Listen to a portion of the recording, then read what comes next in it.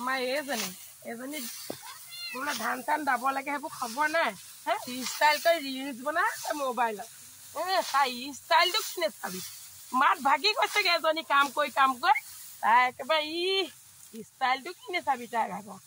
reels বনাইছে মোবাইলত মোৰ মাত চাত ভাগি গৈছেগে পানী লাগি তাই খবৰ নাই ক'তনো আজিকালি বোৱাৰীয়ে ধান দাব ষ্টাইলটোহে জানে এইবোৰ কৈ লাভ নাই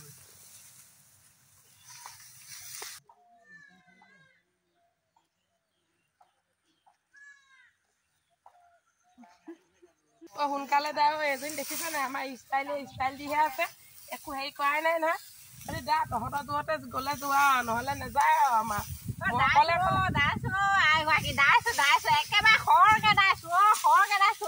দেখিছাই নহয় গোটেই গাল দালো আৰু এদাই কৰিলো বুঢ়ীজনীৰ পৰা শান্তি নাই আৰু দেই ধানকেইটা দাই আছে মনে মনে দাই দেখোন ইমান সোপা দেখোন দাৱনী লগাইছে আকৌ বোৱাৰীজনী পকৰনো কেনে লাগি থাকিব লাগে বোৱাৰীজনী নহ'লে একোতে নহয় ঘৰত ভাত চাত বনাই মেলি আহিছোৱে কথা একেবাৰে আপোনালোকে চাই থকা নাই মনে মনে থাকক মই ৰিলছ বনাই আছো ৰিলছ বনাবলৈও ডিষ্টাৰ্ব দি থাকে মানে ৰিলছটো ৰেকৰ্ডিংটো অন হৈ থাকে নাজানে নেকি উঠি যায় নহয় কিবা আৰু এইফালে এইজনী ঘৰত থাকিবগে ন পাপাৰ লগত হে ঘৰত থাকিবগে ন ছোৱালী মেকে অকল পকৰতে লাগি আহিব যেনিবা এইবোৰ পৰা শান্তি নাই আৰু দেই দেখিলি আমাৰ এইজনী মুখখন কিমান চোকা খাহে কলো তাই কেইখা মুখিলে দেখিলি একদম মুখখন লাওপাত কচুপা সেও আৰু ৰাতিলৈ চাগে গিয়কক কিমান লগাব ঠিকানেই নাই আকৌ হওক হুলস্থুল এখন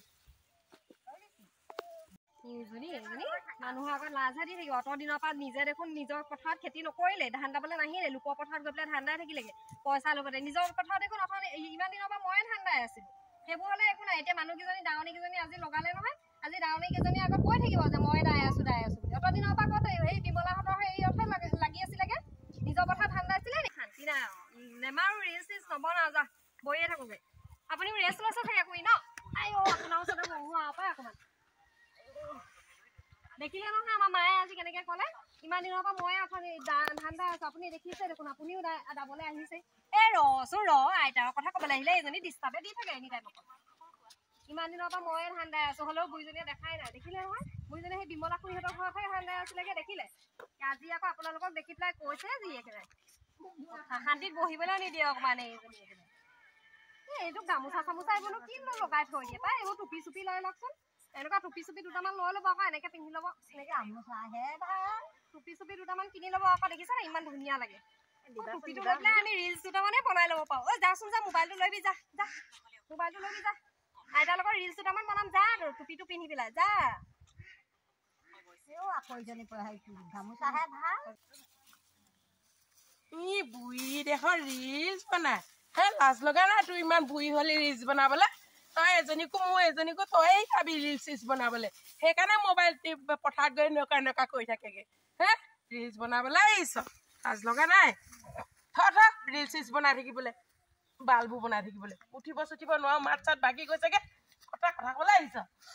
শিকোৱা নাই নহয় আজিকালি বোৱাৰী নিজে নিজে শিকে শিকাব লাগে নি আজিকালি কথাবোৰ মোক যে তহঁতি যে এনেই হেৰি কৰিছ মোক তেনেকে নকবি দেই মই কোৱা নাই হ'লে হিংসা কৰিয়াজনী এজনী পেট কুলিয়াজনী পেটটো চা পেটটো ফুটি পেলাই কেতিয়াবা কি হ'ব ঠিকনা নাই একেবাৰে নাইবোৰ চব ওলাই থাকিবা লোকৰ শাহুৱেকৰ লগত ৰিলছ বনোৱা দেখিবা হাঁহিবলৈ আহিছে পেট কুলিয়াজনী এজনী জক ধান দাই থাককে ঢেৰ আছে দাৱনী লগাই থৈছে নহয় ভাত চাত খাবলৈ আছে এতিয়া জক সোনকালে এইবোৰৰ পৰা শান্তি নাই আৰু দেই চব বুঢ়ীবোৰ একেইহে টুপিটো দিলোঁ টুপিটো নিপিন্ধিলে বোলে এইবোৰ বোলে মই নিপিন্ধো বোলে গাঁৱলীয়া বুঢ়ীজনী ক'বা টুপিটো ইমান ধুনীয়া টুপিটো দিলোঁ ছোৱালীজনী ভাগৰ বোলো ধান দাবলৈ কষ্ট নহ'ব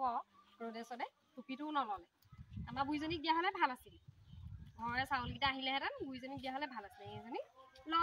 তই পিন এটা মই পিন্ধো ব'ল আমি যাওঁগে ব'ল মামাৰ ঘৰলৈকে যাওঁগে ব'ল আজি ব'ল